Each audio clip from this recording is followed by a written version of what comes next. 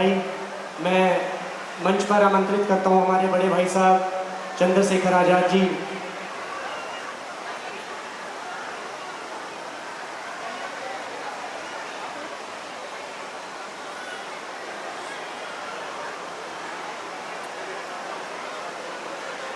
भाई चंद्रशेखर आजाद जी वो समय की अवधि को देखते हुए अपने विचार रखेंगे और उसके बाद डेरा सच वल्ला से आए हुए एक और महानुभाव अपने वाणी से महाराज जी और उसके पश्चात महेंद्र दास जी गोमथला से अपने विचार रखेंगे। भाई चंद्रशेखर जी।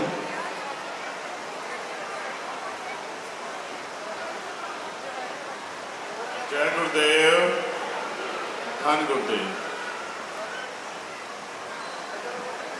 अंबाला की ये पावन धरती, यहाँ उपस्थित सतगुरु रविदास जी महाराज जी की नामलेवा संगत, मेरी प्यारी प्यारी छोटी छोटी बच्चियां, बहनें, माएँ, बड़ी जो दादी, चाची, ताई,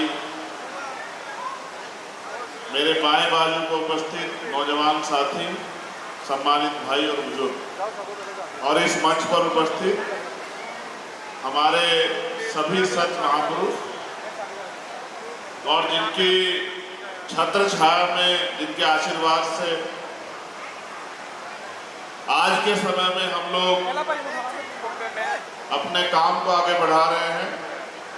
डेरा सचखंड बल्ला के गद्दी नसीब 108 संत निरंजन दास जी महाराज, उनके चरणों में भी नमन करता हूँ। संत मनदीप दास जी और तमाम जो बाकी संत यहाँ उपस्थित हैं, उनके चरणों में भी नमन करता हूँ, क्योंकि ये संत समागम है।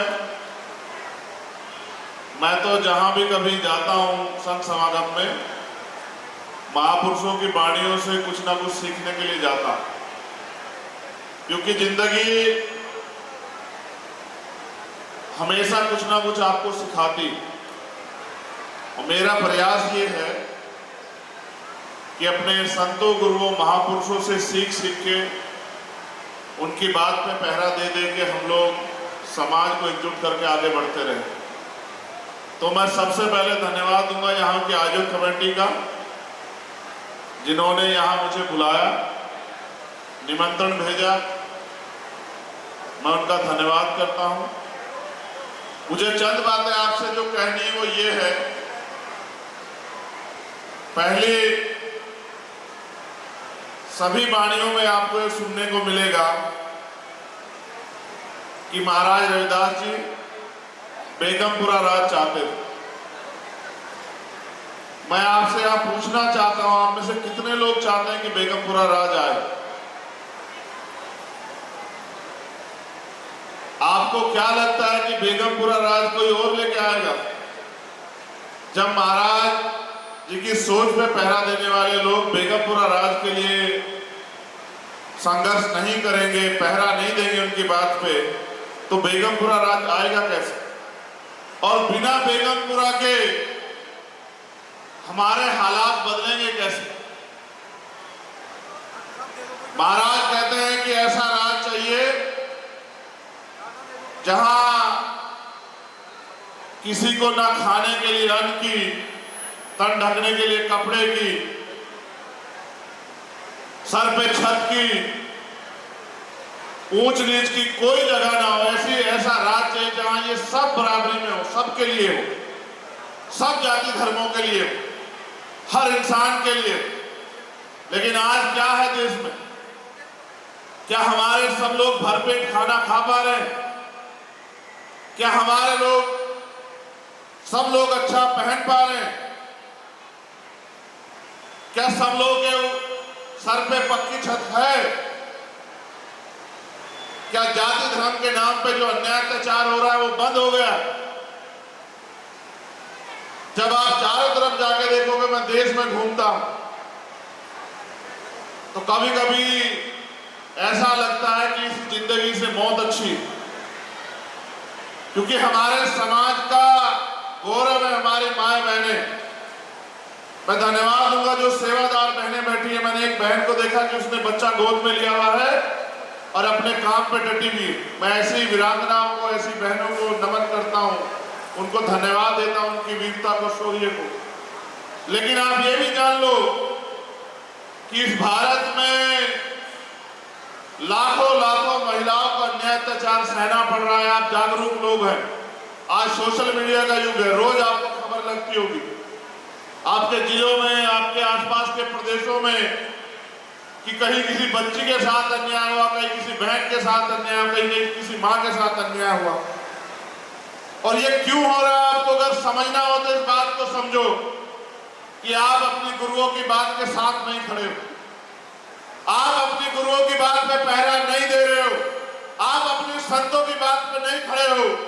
मैं तो इस अंबाला की धरती से कहना चाहता हूं कि पूरी दुनिया में रहने वाली सतगुरु रविदास जी नाम लेवा संगत इकट्ठी हो और अपने गुरुओं महापुरुषों के दिखाए रास्ते पे चले। अगर ये हमें लोहे की सलाखों पे खड़े होने को कह दे तो हम सलाखों पे खड़े हो जाएं। अगर ये हमें कांटों में चलने को कहे तो हम कांटों में चलें। हमें अपने गुरुओं की वाणियों का, उनके आदेशों का मान रखना चाहिए।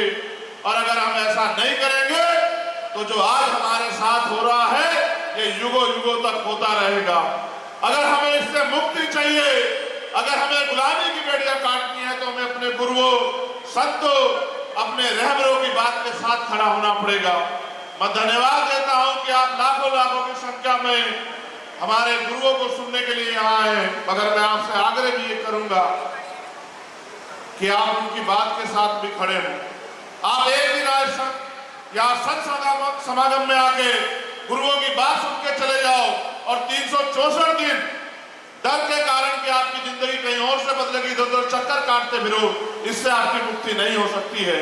अपने गुरुओं की बात के साथ खड़े हो और पूरे साल खड़े हो और इसलिए जियो।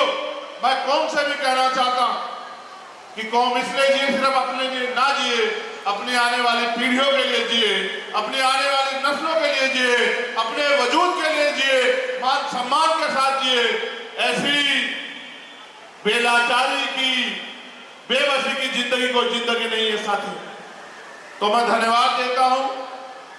जैसे छोटे भाई सुल्तान सिंह जी ने कौम का नाम रोशन किया है, ऐसे ही आपके घरों में भी महाराज जी के आशीर्वाद से वीर योद्धा जन्मे और दुनिया में जो है इस कौम का नाम रोशन हो और दुनिया में इस कौम के नाम लेवा जितने भी लोग हों, उनके साथ होने वाले या दुनिया में रहने वाले जितने भी जीव हैं, चाहे इंसान हो, पशु हो, पक्षी हो, किसी के साथ अन्याय ना हो, ऐसा हमारे गुरु जी का आदेश था, ऐसा उनको उपदेश था।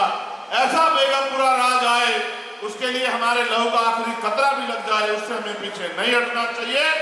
मैं आपको यहाँ वादा करता हूँ आज कि जब तक बेगमपुरा राज भारत में नहीं आएगा और पूरे भारत में बेगमपुरा से दुनिया प्रभावित नहीं होगी, तब तक हम लोग दिन रात अपने काम को करते रहेंगे। बहुत बहुत धन्यवाद।